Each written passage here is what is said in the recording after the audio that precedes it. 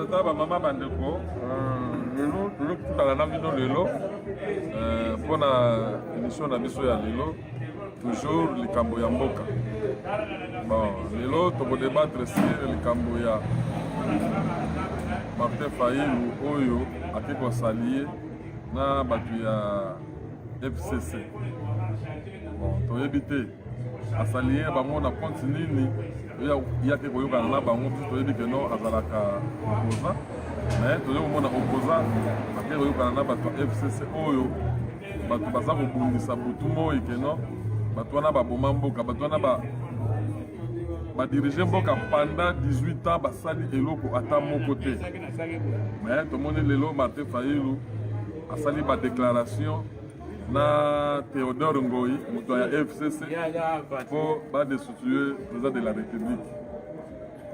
Sur ça yango wana bomoni toye mpona tolobela likambo yango bato nyonso baza kolobela epesi mutu na mboka. Donc nayebi te matezolo yo okoloba nini na likambo oyo omoni Martin Fayulu awuti kosala. Non, mais mbode nano na balandi na biso nyonso ya parlement de babi Schengen. Si jango eza nango simple. Le problème eza nini? Le problème ezali soko moni na babiso ba jeune boye tokomi kolandela makambo ya mboka. C'est que tomoni trop c'est trop. Donc mboka faut etambola na ndenge kokamba na ndenge loba. Normalement ba politicien na biso baza ba politicien moko boye oyo baye pona kosala mbongo na kati ya politique. Donc baza batu moko boye lelo alobi likambo bien lelo lobi kuna baluki na ye. Bon, on est entre parenthèses, tu as droit but pour Martin Fayulu. Pour si j'ai ça pour Martin Fayulu. Donc, Martin Fayulu, c'est mon vieux.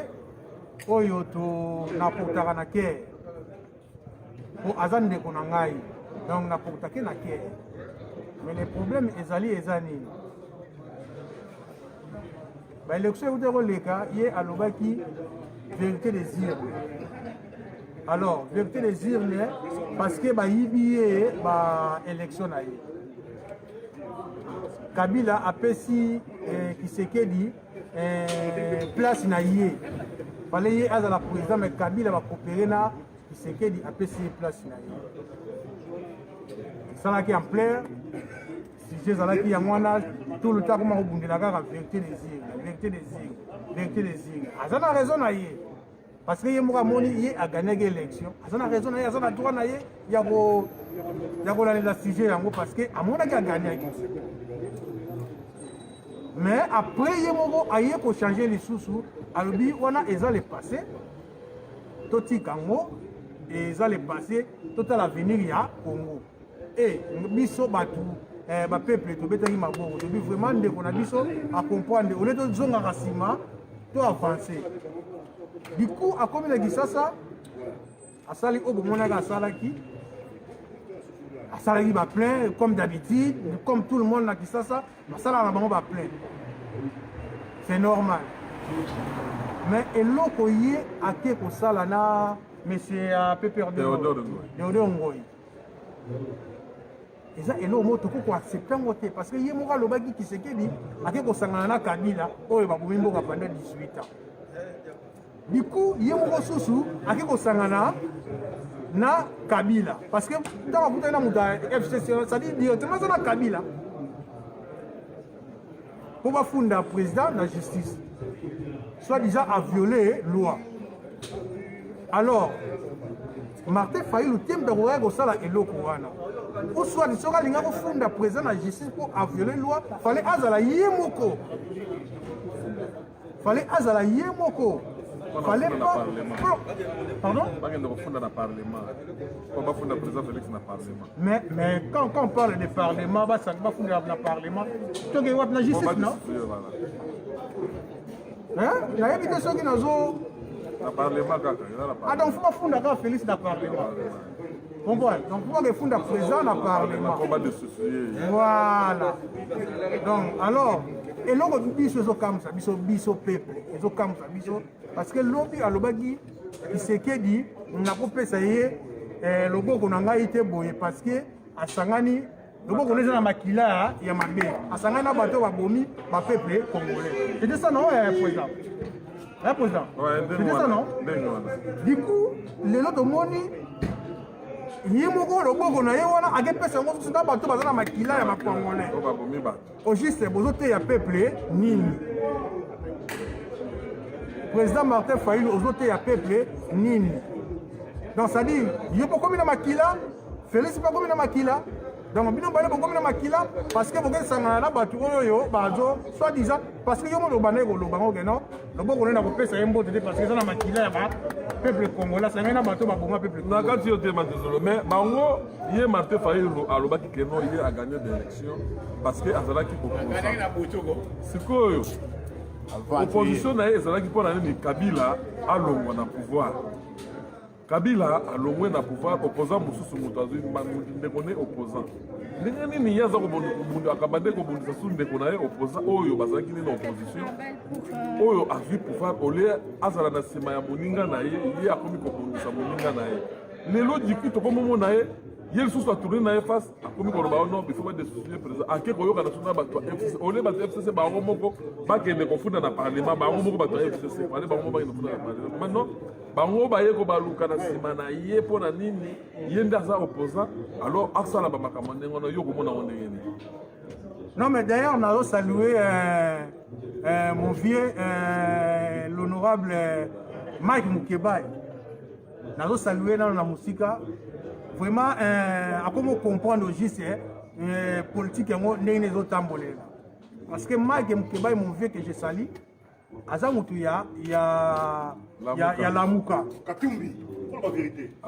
Azamutu à Lamuka. Comprendre? Azamutu à Lamuka, mais à condamner yango acte oyo Martin Fayulu asali. Mike Mukeba a condamné yango à lier. Ye akokota na bêtise wana te akoaccepte pe bêtise wana te parce que ndenge bayokanaki babundela mboka ye na Martin Fayulu akomi kotengama akomi komemango nzela mosusu alors ye aliko accepter on je salue d'abord Martin l'honorable Mike Mukebai en passant ça n'a pas si bambo était vraiment pour y a comment comprendre.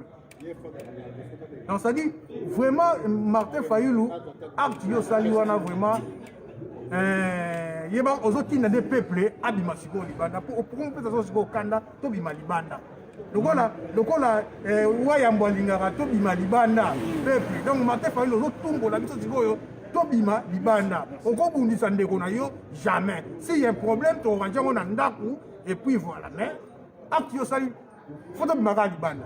Po ye Martin Fayulu alobaki ke non Kabila aza Rwandais aye abotoli aza na mutu ya mboka banini kasi ndenge nini lelo kaka ye mutu alobaki no Kabila aza Rwandais aza na pouvoir na mboka fito bundisa ye Félix azo diriger eloko moko te ye ake kosalie lisusu na ye Rwandais oyo ye azali koloba aza Rwandais oyo azali kodécrire tout le temps ke non aza Rwandais alors aboto akangi mboka azolinga te mboka edekole banini ye sikoyo ake kosalia so na nsima na ye mpo na solution nini parce que tomonaki biloko oyo esalamaki so na parlement mpona badesoucier Makabuni eloko badesoucier Makabuni tomona kaka balekaki kaka nsima ya bato alamuka bakei balongoli nani Makabuni nsima babengaki kaka moto ya lamuka oyo Jean-Jacques Mamba aza député ya lamuka ole bato PPRD basala makambo na bango o bato FCC basala makambo ndenge bazali na coalition na bango na cash bango ba ote basali ne wana te bango baki kotourner sima ya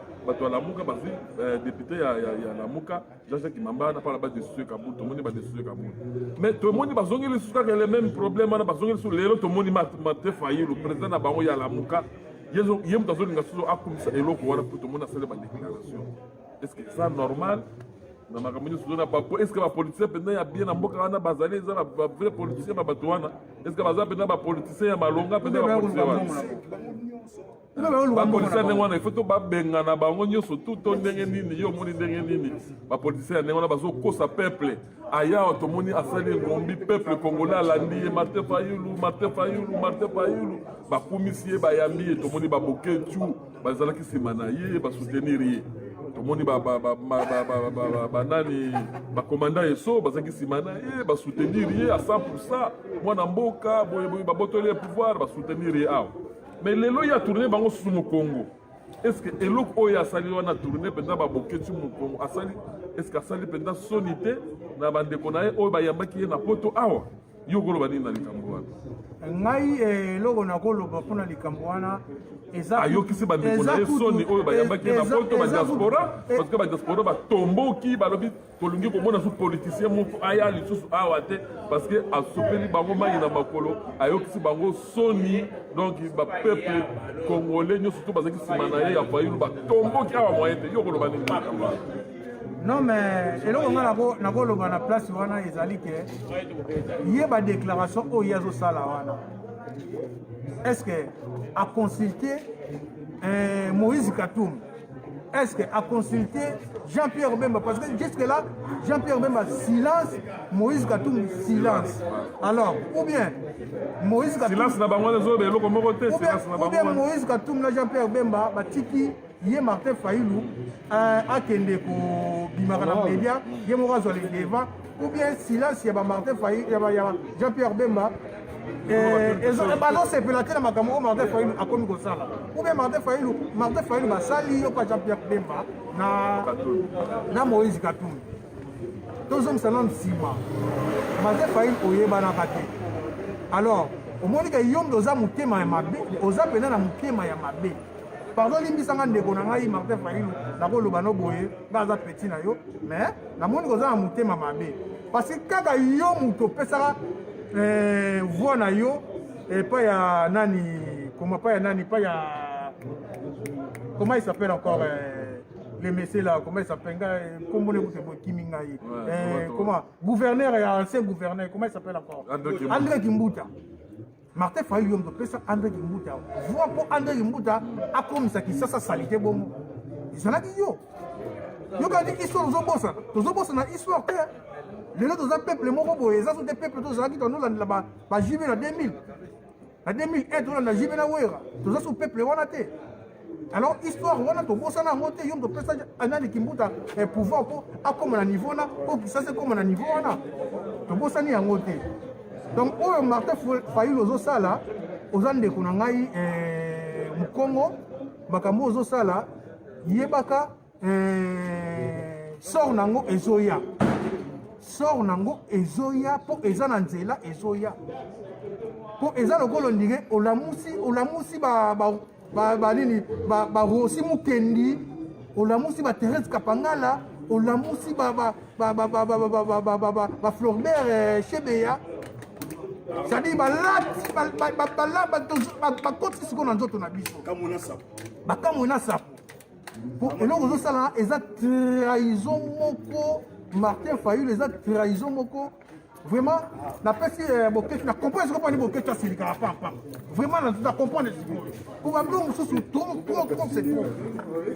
Ah, donc opesi boketu wa ya boraison opesi boketu wa ya boraison na ndenge atombokaka na ndenge alobaka donc opesi bango raison baza na raison mpona bapolisier congolais mais oui napesi bango raison po bapolisier congolais baza mpenza na vérité ata moko te baza na lokuta ebele opesi bango raison non napesi bango raison donc il s'agit soki peuple tokita na mabele wana tokita donc ozala congolais te so otrahira peuple congolais tokolanda bino tokopengana bino président nayebi te soki omoni ndeni mpona likambo mpo naza kosilika na fase mabe banakalisa bao baspectateur na biso balandi yo ndenge bamoni ndenge oza ya kosilika wana balandi yo bato bazali kokumisa ye nyonso so bazalaki nsima na ye bazolanda yo balandi yo mpe ndenge olobi ndenge orépondre na baquestion na ngai bon topase nano mpe epai ya ndeko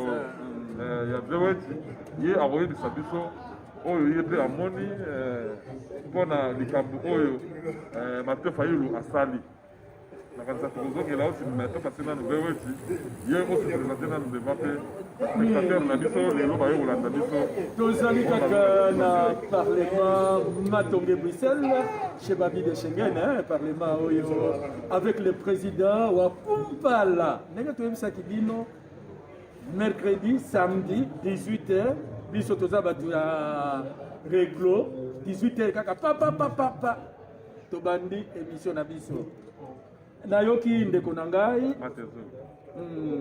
ndeko na ngai nayoki ye na colère na ye merci mpo na Congo mais makambo nyonso olobi naza na yo d'accord mais moko naza na yango d'accord te opesi boketi réseau mpo ya nini kopesaka ye réseau te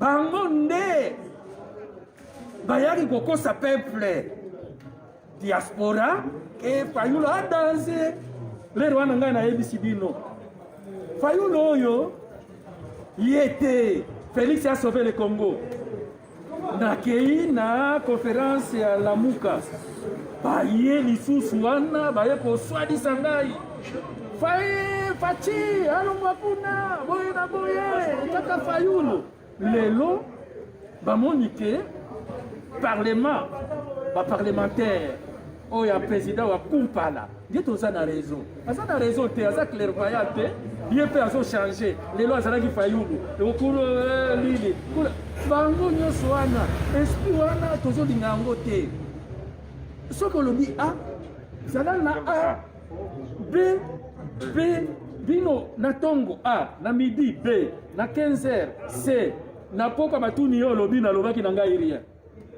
yango makambo oyo ya président bon tomoni nani ye Fayulu abundaki awa après l'élection tolobi azobundela vérité de sire bituma na ye oyo peuple eyebaki ye peuple congolais eyeba yebi kano aza abundela vérité de sire Europe mobimba atambolaki peuple congolais azaki nsima na ye bapeuple bazaki nsima na ye bazosoutenir ye mpo na vérité de sire na ye. Mais du coup, tu comprends le confinement au niveau de ça, on a pas de coronavirus aux États-Unis. Du coup, tout le monde a un retour à Kinshasa. Bon, apparaître dans Théodore Ngoyi.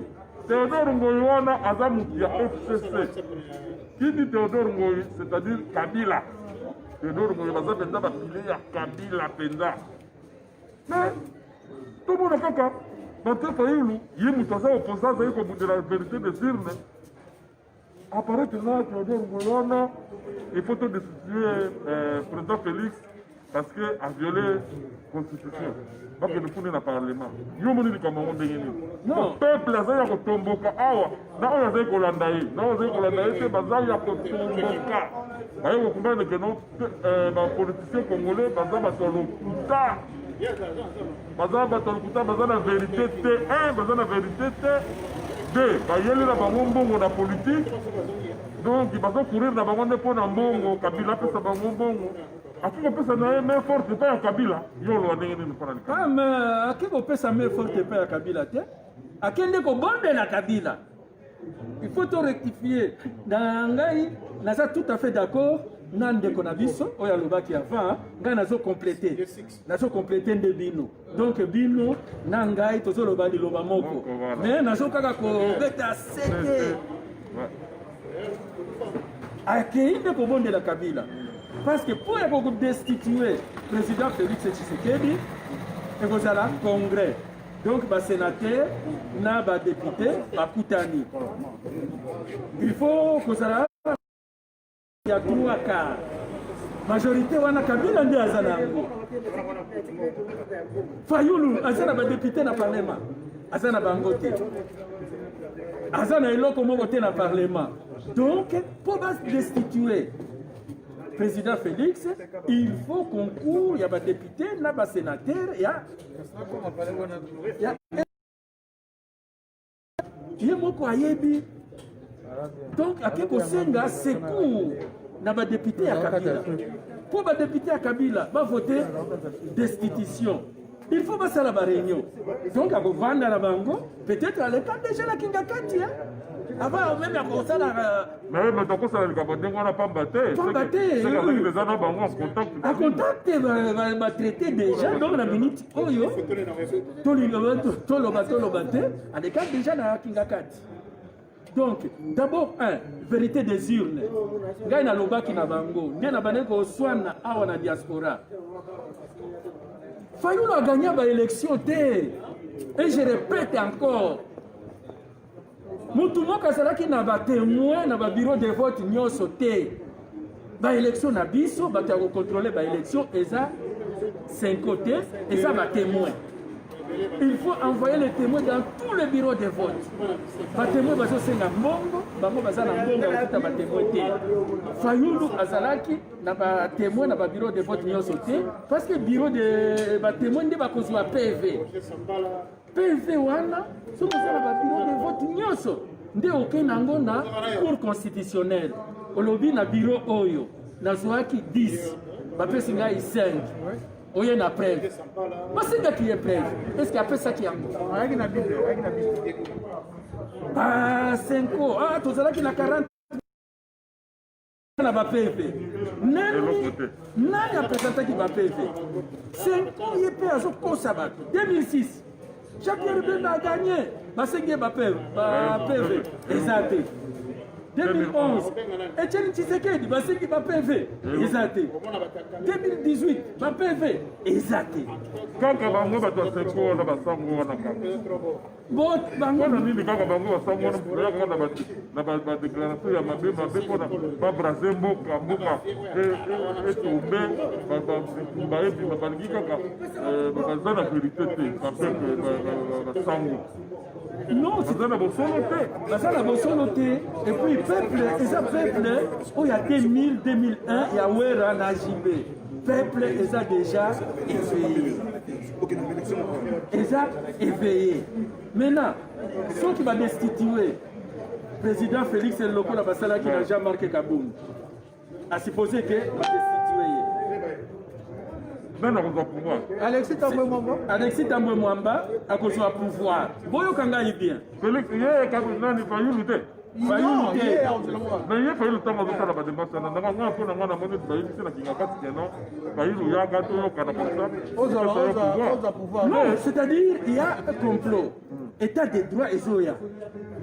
Bakasanji, Bakomi Ozong Sabilo. Na prison. Maintenant, Joe Kabila, Lopango. Maintenant, à côté de la lobby, ce qui est tout mouton, je me suis suivi sur le côté de la prison. C'est tout à fait normal. Les titres, ça la émission à Bisso, ceux qui nous tombent à Bandi, Koya, mais ce fait au côté qui j'ai. À côté, Makina Bango, la Makina Bango va lobby. Il faut tout déclencher. Ceux qui sont tout déclencher, ils coupent sa faute. Basali neti basali na fo mais non na biko soteka bala moko epa yango batindi bango ya lamuka parce que lamuka bango toza na opposition yango batindi bango ezalaka toujours biso toza bato tosala mouvement bapolicier bazalaka toujours deux na baintérieur oyo ya méchant na oyo ya gentil oyo ya méchant jo aye nde bafayulu gentil de nini FCC non toza bien na cash bakabwana to éviter bazotinda okomona oya gentil et aye a négocier na yo ete eza boye kolanda ye te pesa la soki opesi ye la wana badivise donc oya méchant aye oya méchant wana ndena wana ya méchant ndena Fayulu ezalaki d'abord manga lera kodestitue nani Kabun méchant ezalaki manga mutu ya lamuka FCC non ça ne concerne pas c'est lamuka lera ya vote vote bango nyonso maintenant awa méchant eza Théodore Ngoyi na Fayulu baye na problème mosusu mais na se na subasuma na se wana tozali kaka na matonge nde elenge ya émission na biso na se wana banani bakovote Fayulu te soldat oyo gentil gentil nde bakovote meme oyo bozoloba Maki Mukebayi meme Katumbi meme Jean-Pierre Bemba makambo wana etali biso te bango bakoli gentil batindi méchant ah non biso balamuka toza na kati te baza na kati soki bongo te basi séparé na ye non azosala na compte personnel na ye aza na compte ya lamuka te biso toza na kati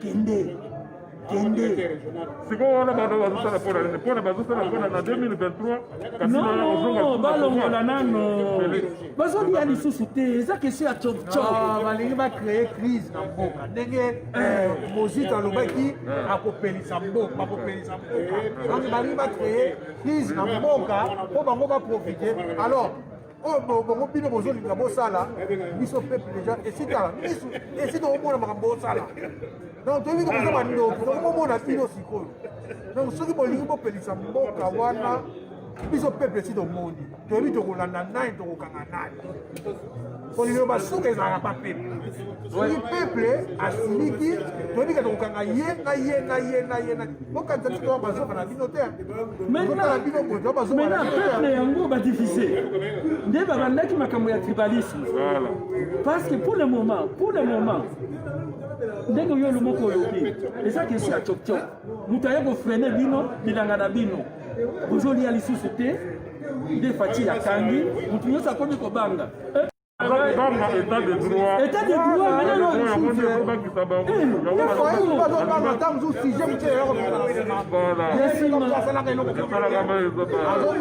azobanga ayebi ke bapesaki ye mbongo ya kosala par exemple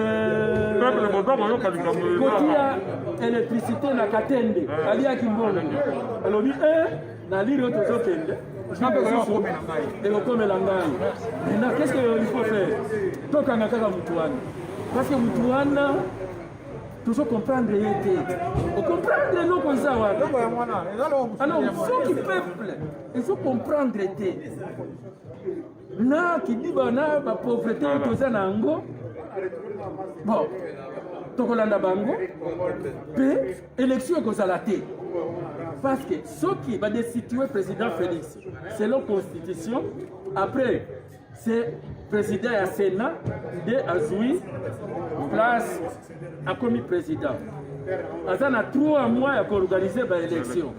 Est-ce que bango dans la mesure pour organiser l'élection à 3 mois 3 mois pour organiser d'abord pour organiser l'élection il faut d'abord enrôlement et ça là 6 mois à 9 mois. Donc, à cause de 9 mois. 2, il faut prendre d'abord président à Séni. 3 mois, mon sousouane. Même Moutouna Bango, toujours calculer le temps. Toujours calculer le temps. 3 mois, il y a Moutouna à Séni. Une fois, Moutouna à Séni, il faut que l'art et aussi l'enregistrement. 3 mois, mon fils va faire l'art. 6 mois, et qui pour l'enrôlement, c'est 9 mois. Donc, comme il a 1 an, tant que ça va. Il y a le gouvernement de transition. Et Bakwami Kodame na Bango Bala. Au moment où on a organisé l'élection après 2 ans, 3 ans. Au moment pour la bango, na 2 ans, 3 ans, bakoya ko tricher. Même que les Canadiens élection, bako nommer les sous, bako zonga les sous. Faut pas que ce Kabila akoma appeler na mboka. Même Kabila ko zonga te bango na bango. Tokoyi distraction na toboyi yango eza distraction parce que les gens zaka pays tout na. Et bango bazo ba mbongo bazo tala ba poche mais biso peuple tozonga kaka na nsima Brazzaville tokóma na bango eka ya kosakana te bango base développa na biso pays monene bongo biso peuple donc envoyeli biso bapeuple tokóma bazonga na bango.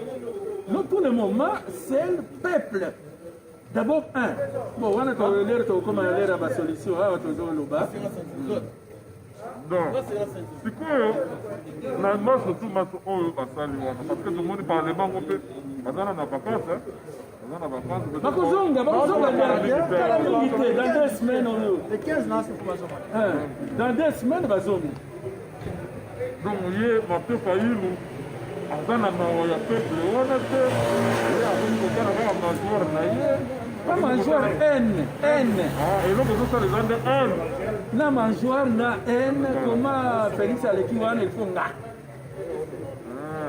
mais Félix aleki wana il faut ye ndenge nini parce que ye akendeki baélection te elingi kozala ye ndenge nini parce que ye akendeki baélection te bayesaki elakusa biso ndenge nini yo ganye baélection pesa bapreuve oyo olekisi yango te amemelaki bato babible tomonaki bakina babima babible na nani mpona nini ndenge wana il faut barrer la route à Martin Fayulu et Théodore Ngoï. Il faut barrer la route.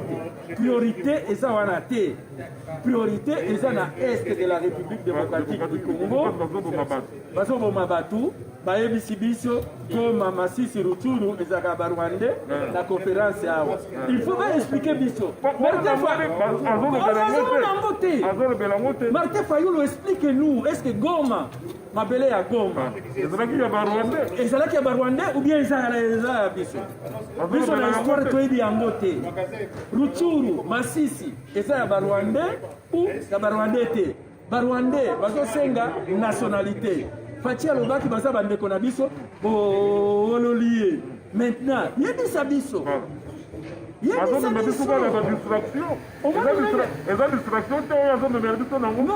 c'est-à-dire qu'ils ont poussé biso na guerre civile. Parce que ceux qui va destituer le président Félix, guerre civile est compliment. Et puis, M23, bakokota kuna, balobi, to récupérer ma belé na biso, biso awa na guerre civile, guerre mosusu, na bagoma, na bamasisi. Alors, toko perdre Congo. Yango tozo senga la Fachi. Après ça, maintenant, moyen tout ça, la sensibilisation, tout la qui ça, la vérité. Priorité est ça, est de la République. Par groupe à Maïmaï. Priorité est ça, haute trahison. Yango, biso oyo, ya Martin Fayulu ole aza na focaliser na makambo ya mboka oyo eza bathéorie na Goma kuna bazoboma bato babomi bana ya classe baza kosala examen babomi bango ye azolobela yango te me ye azolobela kaka makambo yo koloba nini na makambo ya Goma ya mboka oyo esengeli kolobela azolobela yango te même ye japere même silence radio Moïse Katumbi silence de radio. Les problèmes sont les problèmes déjà de grand prêtre na biso kutu Tshisekedi wa mulu bayiba d'élection wana ayebisa peuple nini botika bango bakokoma quelque part bakokale bastasone na bango bazala na bango coincé prêtre oyo Martin Fayulu anopongi ya babebe abi bozala na mino kimia napongi ya babebe bozala na mino kimia mais quelque part bakokende na bango kaka bastasone quelque part mais bayibaki baélection oyo ezalaki mpenza élection tomonake non bayibi baélection alors Fayulu président Fayulu ya SID po toprésidaka bien makambo yango ndenge ezalaka aza président ya SID ya parti na ye comprendre na dynamique ya opposition comprendre modèle ye azomemela politique eza susu aosala politique te ekomi kimotema mabe ekomi baguerre ya quartier vie ya quartier Sikas na mutu mosusu ekomi ya bahaine politique ezali monde ya mutu bokabola baide eza te kena kimotema mabe oboma kaka ndeko na yo oyo komi na niveau komi wana sikoyo fo feli mpona ye so babika félix akofilobi ye kuna sepeli na ye et puis atiki politique après atiki mpe politique otika parce qu'en sepeli ke Félix Yakufu soki Félix Yakufu mais mpona ye ya mwana sikoyo akozwa nini na bénéfice nini yakoza soki président Félix Yakufu bénéfice nini yakoza non wana eza baexemple wana tozoloba baexemple soki lelo ayoki ke président Félix parce que na États-Unis alobi na guerre ouvert non totiki totala avenir ya Congo et puis après a changé tout makambo Ogis alingi nini c'est ça le problème Ogis alingi nini na population oyo ozolanda na nsima azoteya bango mpe nini yango nazosenga na peuple congolais bakinois bakongo bandundu kasai occident partout na Congo polongola distraction bolongola distraction nayebi biso pino bolongola distraction parce que soki tozaka na distraction tokokoma na 2050 tozalaka bongo peut-être tokokoma 2050 te Congo ekei voilà non non bona ezaka oui il faut toloba maintenant na Congo na parce que conférence de presse conférence de presse ya batusi rwandais tozalaki wana maintenant ezali balobi boma ezalaki na bango bopesa bango nationalité to traité nano baproblème mosusu ezali ya recensement nani aza congolais nani aza congolais te Kakonde na Ruberwa bakomi kowela bitumba na recensement makambo nyonso wana ye Fayulu komona yango te oh totelemi bana kin bana diaspora likambo ya papa Fayulu wana tolanda ye te 2023 ekozala totia batémoin partout toluka mbongo ya batémoin tokende kaka baélection tranquillement nzela oyo alingi komema biso eza neti nzela oyo alingaki komema biso na Genève. Heureusement Cyprien Wetch azalaki wana natelemaki mpe natelemi lisusu cette fois-ci avec badiaspora nyonso namoni bato ebele bakomi contre ye non papa Fayulu non oza la majorité te soki ozalaki la majorité ya badepute j'allais être derrière vous voilà badepute oyo baza kuna baza yayo te baza bato ya China Rambo bato ya Kabila oui China Rambo sikoyo ozozongisa mboka na maboko ya Kabila lisusu to nini yo lobaki ozokombattre Kabila sikoyo tozokomprendre te komba oyo azali kombattre Kabila eza ya ndenge nini ye moko alobaki Kabila abengaki ngai naboyaki nde Félix azwaki sikoyo yo okei kuna sikoyo Papa Fayulu tondimi yango te zela ba élection ya 2023 zela tour na yo bomba nano mayele na yo zela ma tour na yo okoya na mayele na yo etikali 3 ans bolingi kosala nini 3 ans parce que soki bato batelemi te toza na séparation des pouvoirs mama na ngai bakokweyisa président Félix Létigea oyo amarke Kabunde evandaki gea tete akwei parce que parlement congrès eza na possibilité ya koinviter président sans passer par le judiciaire bakoki kokweyisa ye Létigea bon totika pe parole na Solora ye tako koexpliquer peuple mpona likambo ya Martin Fayulu biso toza auti kodeklare na Théodore Ngoyi moto ya FCC gidi FCC idi Kabila sikoyo tomoni Martin Fayulu ye ayaki awa na diaspora vérité de sûr peuple congolais azaki nsima na ye bitumba ezaki ya vérité de sûr ne tomoni yango awuti na confinement oyo awutaki na États-Unis ntango azongi na Kinshasa na Congo bifo abimi apparaître kaka première apparition na ye na média déclaration ye na moto ya FCC non ekoma destituer président Félix po aza na pouvoir ye koloba ndenge nini mpona peuple congolais eloko wana koloba na peuple congolais eloko Martin Fayulu azosala eza normal te parce que toza koloba biso nyonso tolingi Kabila te po aza rwandais ndeko na yo azwi pouvoir peu importe ndeni nango azweli pouvoir mais aza ndeko na yo il faut osoutenir ye mpona boyeba mosusu akosala après mais Martin Fayulu seke azala ne kolabo bandakala donc biso toza na kanda wa biso bana ya koto oyo so Martin Fayulu ayawa il faut expliquer biso parce que biso batopesaki pouvoir wana biso peuple biso batopesaki pouvoir wana alors il faut expliquer biso comment se fait-il bato wana oyo babomaki peuple population na biso akende kosangana na bango mpo badestitue mwana mboka eza vraiment na sens te Martin Fayulu donc totelemi awa tokotika te Félix président na biso Félix Tshisekedi aza président oyo ayebi koyeba motema peuple bien sûr ke azosala effort na ye mpona ayeba kokanisa mamu nyonso parce que aye kokuta mboka wana deja ebeba na bato ya FCC mais ye ake susu donc sikoyo tosoutenir mutu te alors parce que ye biso loboyaki bato basoutenir bato babomaki peuple ye ake susu na bato oyo babomaki peuple donc toloba ke bango nyonso bazaka ndenge moko po bino bosoutenaki ye awa o Martin Fayulu mwana mboka babotoli ye baélection na ye Félix akei kosali ye na Kabila azwi baélection ya Fayulu apesi yango Félix banini mais ye siko bino bosoutenaki awa bolandaki ye bokumisi ye Fayulu mwana mboka bokunda baconférence siko oyo asali bino wana bokoloba ngo nini siko oyo asali bino tozozela ye Martin Fayulu tozozela ye parce que pouvoir na ye eutaki awa biso bana koto oyo biso population ya diaspora topesaki nini wana ya kozala parce que azalaki crédible mpa na biso sikoyo aza su crédible te parce que biso nyonso tolingaki tozala kolobela président eli mpo wani parce que akendaki kosangana na bato ya Kabila mais azalaki na choix te parce que azwaki pouvoir batambusaka mboka kaka yo moko te mpo sangana na baparti politique oyo baza majoritaire.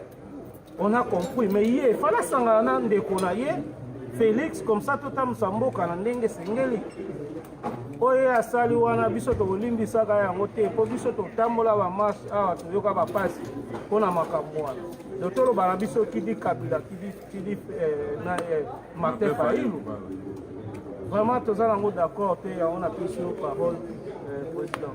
Ouais, merci nakanisa bana mboka bino nyonso tobolandi ndenge bandeko bapesi bavi na bango ndenge bapesi bamakanisi na bango na saboyoki oyo Martin Fayulu asali biso awa na poto eza ya koyinda peuple congolais nyonso azalaki nsima na ye aza ya kosilika aza ya kotomboka na kasabolandi ndenge bandeko bauti koloba ndenge nini bato tu baboyaki Kabila balobi Kabila ifo alongwa bato ifo bakanga Kabila mais bazokomona so moto bango baza kosoutenir ye wana azongi na nsima ya Kabila komo soutenir René Kabila toyebi te bokoloba nini peuple congolais lamuka fongola miso peuple wana déjà azali na nini azala osengaka coup de pouce comme ça asala soulèvement populaire Kabila azalaki wana ye alobaki na peuple wana nini kaka ndenge balalisa biso bapongia babebe eno prenez-vous en charge kaka yango wana ezocontinue ti lelo toza su na ntango wana te toza su na ntango baaventure wana te donc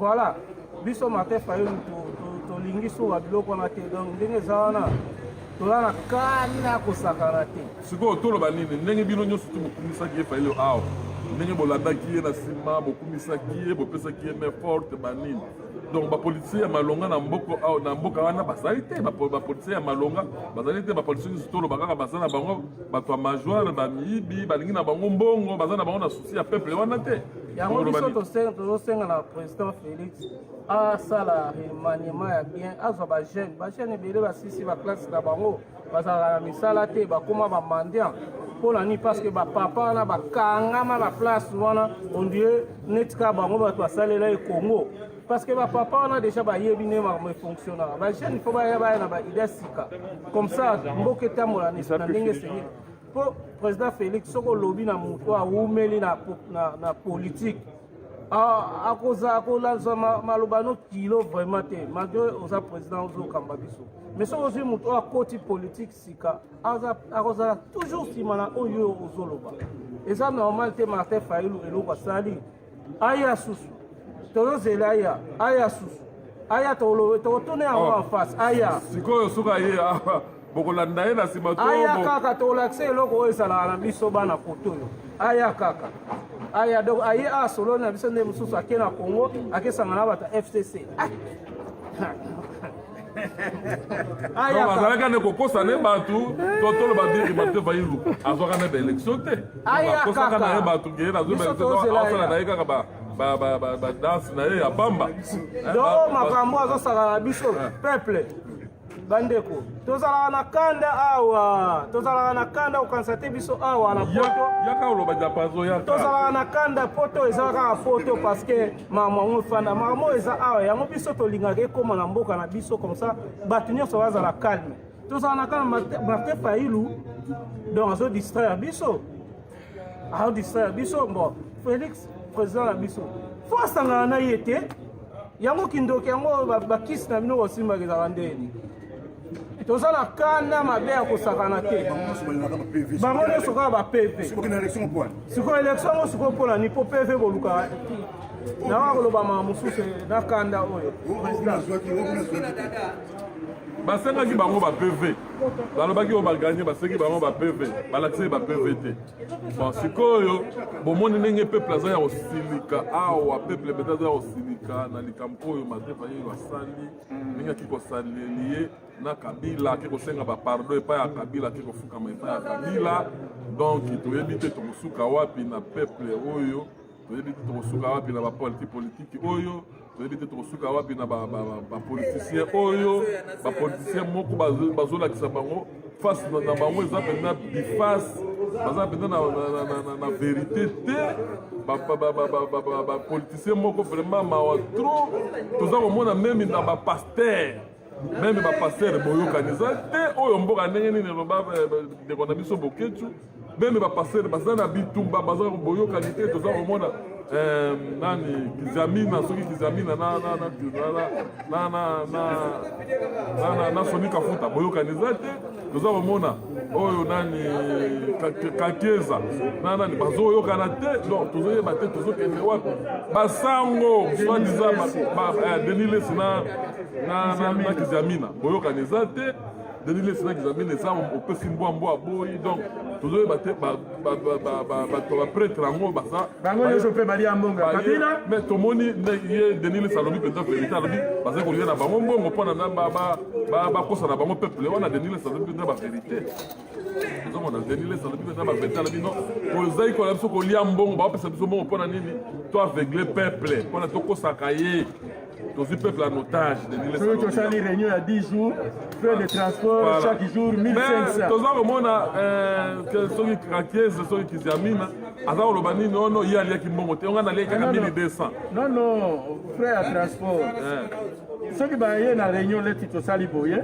oyo bapesi 1500 ya frais de transport soki bosali 10 fois réunion ozwi 1500 ekomi ba 15 000 mais oui mais ye azwi alobi aliaki kaka 1200 bon 1200 eza kaka mbongo ate olie 100 eza mbongo te alors yango wana omoni Denis Lesi alobi bavérité donc eza soni mingi na bato oyo ozomona nazopesa ndeko na nga nani pasteur Jeff Fonge ye moto abanda bamakambo oyo Jeff Fonge napesi bambongo bambote ebele place azalaki aye kofongola peuple misu aye kofongola peuple misu na ndenge bapaster wana baza kokosa bato bakosa peuple wana bambula na bambula Jeff Fonge mpenza napesi ye bambote ebele place azali namona bazala baosala émission na ndeko na nga nani émission nani les amis de Wetche Alimia en tout cas napesi Jeff Fonge bambote ebele mpenza bacourage ebele afongola bato ye moto afongola mpenza bato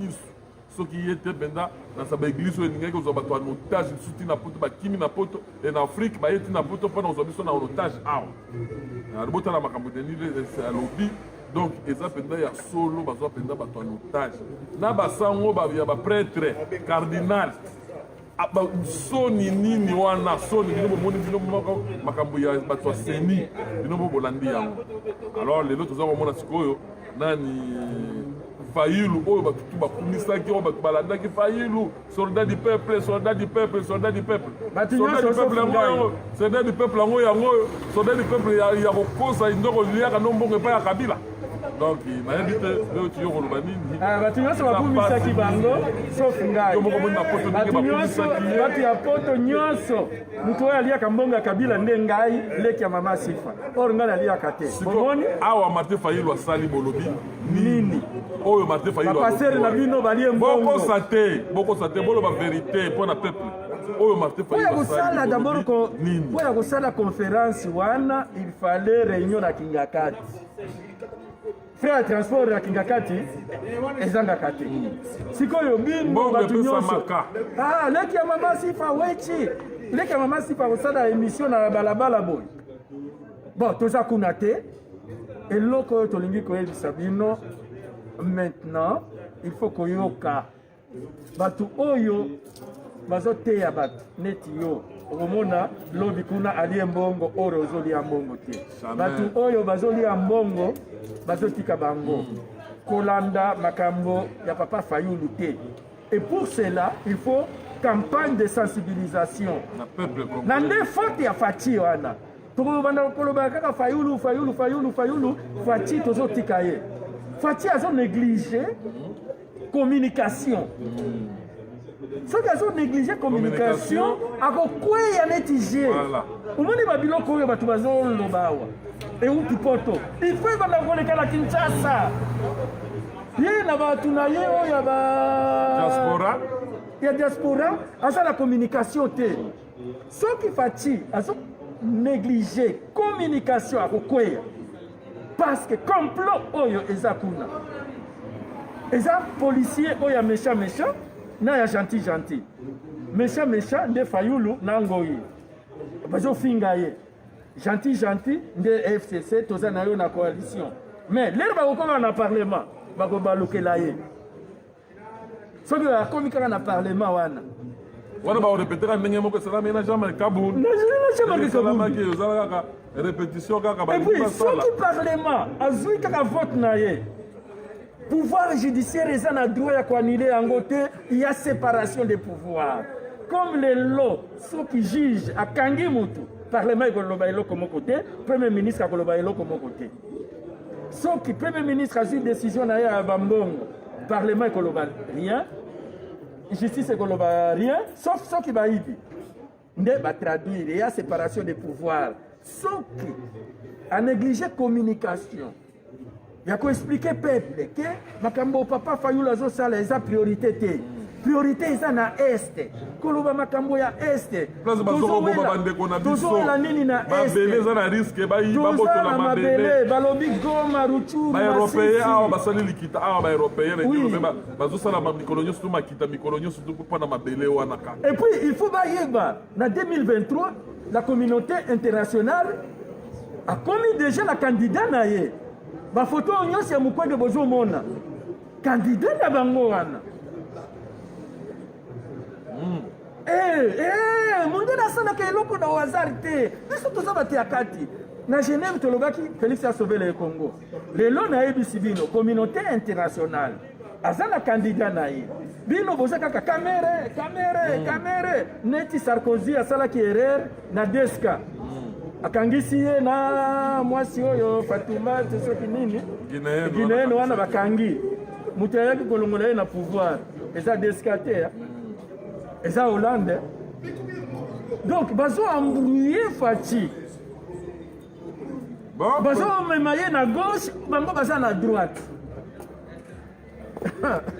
besoin Fati pe place azali communication eza ya kolala communication na yo. Tia moyen, communication, c'est-à-dire tia moyen. Yo pe ozo pesa mbongo te. Ozo ndenge tubane koloba kali Congo pona nini ozala loboko flambeau oya impere. Tika na makambo ya flambeau, mokide tambulaka na mbongo. Ozala batu ebele awa. Ba maître dona, batu ebele, opesi bango bana bandi. Bakei, otindi batu na este.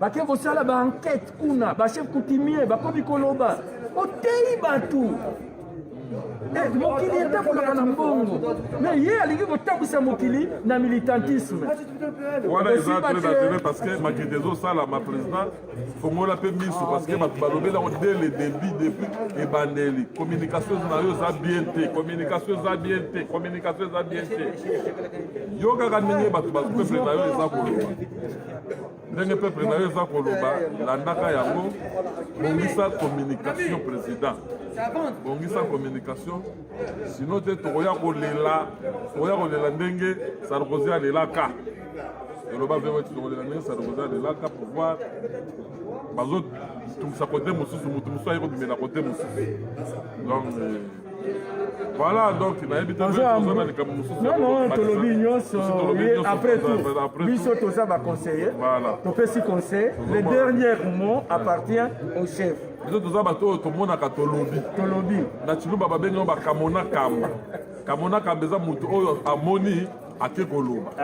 Voilà. Le dernier mot appartient au chef. Appartient au chef, voilà. Donc, ce que Monique te déconne. C'est où ça filme?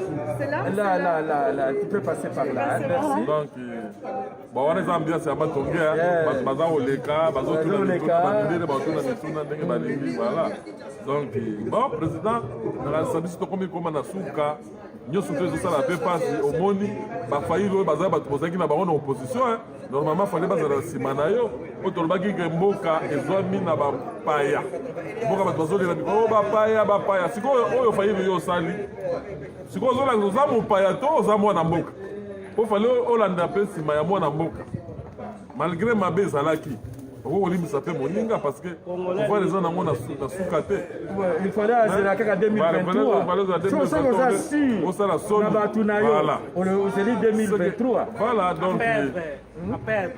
Donc, Pep Tala Bato Bazaki Simanayo Lelo, Babalukil Nabango, Bakomi Soukou. 2023, vraiment, on a la même candidat. On a la candidat.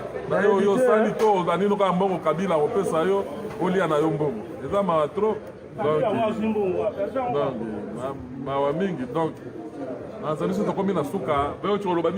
non, ngai tolobi nyonso, makambo nyonso tolobi.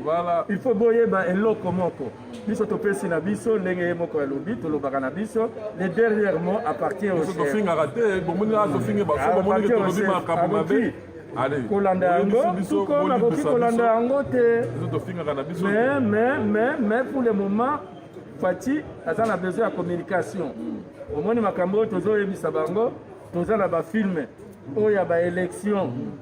Depuis Bandeli que papa Fayulu azala ba témoin te. Oza na communication to sala ba volontaire kaka toza na pena besoin ba mbongo te o boyo bali te. Toli te tozo sala moi reconnaissance kaka po ko sala la yo musala obengisa bato ndenge beo chalobi ke non otina badokter na bagoma kuna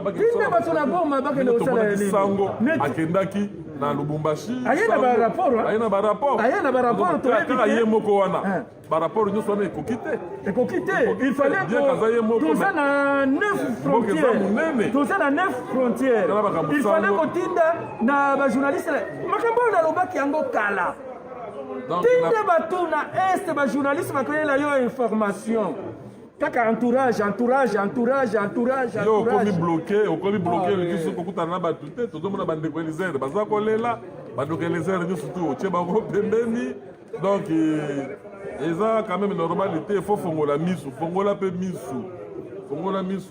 mpona peuple wana bozalaka bloqué te peuple amonaka pasi en tout cas Israël mutombo napesi bambote place azali soko olanda mpe biso na les amis de Wechi soko olanda biso akomi kolia na ndeke azolia na soso te soki babwaki libanga na eloko oyo osali esali mpenza esengo makasi oyo okoki kodécouvrir mais esuki wana te parce que mboka eza monene meme na Lubumbashi katanga na otamboli yango nyonso tu te biso tokende baminembo katanga kaka yango moko wana eza monene balikasi banani eza monene bakamina eza monene oke place nyonso tu te il faut président tinda bato bakende te na bakasai na bakananga tika bato baorganisele yo information tya mpe mwa paquet ekosala mpe bien banini bon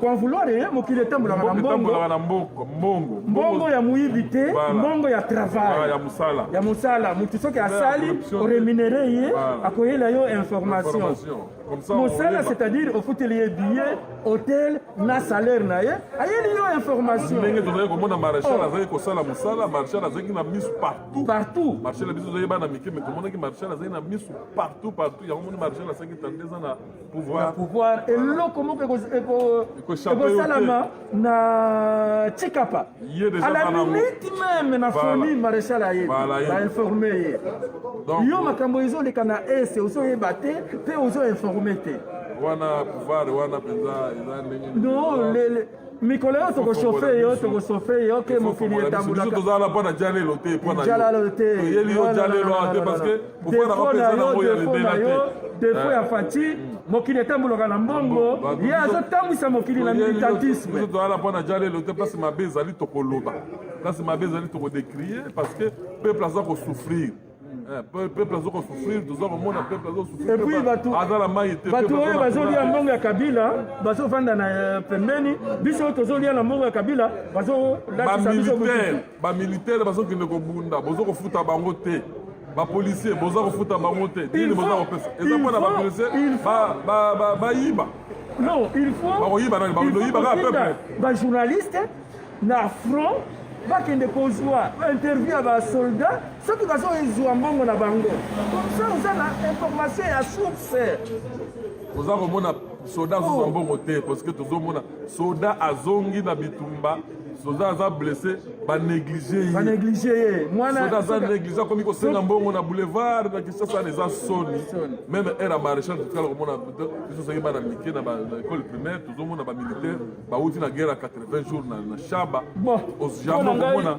bamilitaire baza kolela nzala non président fongola misu futa bamilitaire futa bapolisier mboka ekende liboso bato bazwa motema malamu ya kosala lelo mosala voilà donc tosuki awa tokutanaka mokolo ya samedi napesi petit na nga place azali Fachu Idolo ye moto afinansaka biso ye moto apesaka biso mwa balikidité ya mike mike bomona tosombaka mwa baunité Fachu Idolo donc napesi petit na nga Laurent ye aza na présidentaka bino awa aza nani actionnaire ya monene les sapeurs Fachu Idolo mais nga nazomona rien mikolo les sapeurs Fachu Idolo ye moto apesaka nga mwa bandamba baunité yo ngai namonaka rien alors diapason le grand guitariste ya monene na mboka ye bato oyo basepelisaka bana matongi awa na musique bazobundela mpe mboka bazaki nsima ya Fayulu bango nde baza kotomboka awa donc lelo bango baza nsima ya peuple ndenge baza koloba baza nsima ya peuple nakasa toclotire awa bomoni bakomi koboya papa Fayulu Chidibi wakumpala